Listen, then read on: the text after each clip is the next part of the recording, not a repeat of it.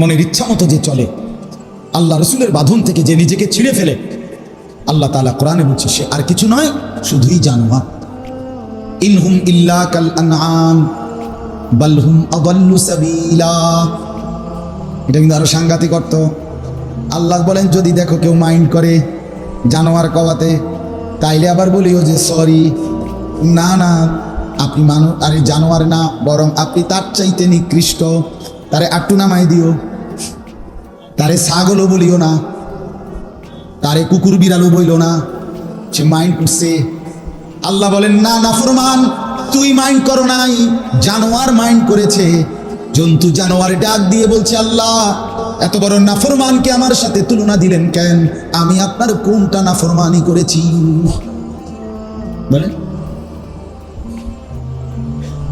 এজন্য তখন আল্লাহ বলেন না না বালহুম আবাল, না ঠিকই বলছিস, এটা জানোয়ারও না, বরং এটা তার চাইতেও নিকৃষ্ট। ওরে আরো নামায় দে, ওরে আরো নামায় দে। এবার ভাল লাগে নিসা,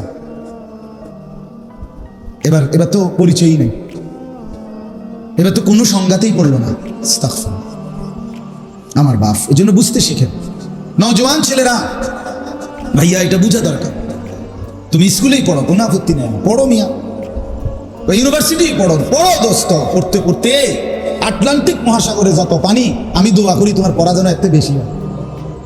তুমি পড়তে পড়তে হিমালয়ের উপরে উঠে যাও, তোমার জ্ঞান যেন হয় হিমালয়ের চাইতে বেশি, কোনো আপত্তি নাই। কিন্তু আগে তো মানুষ হও, আগে তো আত্মপরিচয় দেখাও, আগে তো নিজেকে চিনা তো দরকার। আমারে বানাইলেন কে? আমি আসলাম কোত্থেকে? কেন আসলাম? কিভাবে আসলাম? কি করছি? কি করা উচিত? এতটুকু অনুভূতি যদি বিবেকে না জাগে, আমার মনে যদি না হয়, তো আমি কি পড়ালেখা শিখলাম আর কি শিক্ষিত হলাম? কি পড়ালেখা, কি অর্জন হলো বলেন? আহা, অসংখ্য মুসলমানের সন্তান জানেই না পরিচয়। তারে যে আল্লাহ বানাইছে এই কথাই তার মনে হয়, আল্লাহর সাথে যে তার কোনো সম্পর্ক থাকা উচিত এটাই তার মনে হয়। কত বছর হয় ফজরের নামাজ পড়ে না, সে জানে না। ফজরের ওয়াক্ত হয় কখন, হায় নাফরমান বলতেও তো পারবে। ফজরের আজান হয় কয়টায়, সে তো জানে না। খোদার 365 দিন, 1 বছর টানা কোনো দিন ফজরের নামাজ পড়ে না। আহা, মুসলমানের সন্তান এমন হয় কেন?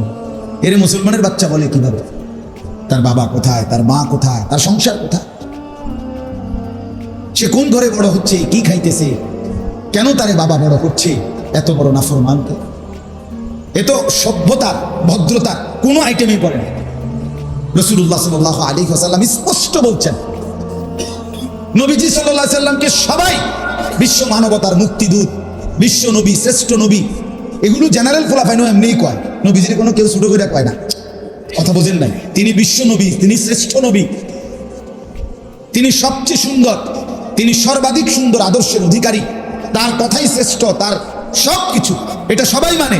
অর্থাৎ তিনি বলছেন, রাসূলুল্লাহ সাল্লাল্লাহু আলাইহি ওয়াসাল্লাম বলছেন, ফজরের নামাজ যে পড়ে না সে খবিস, খবিস, খবিস।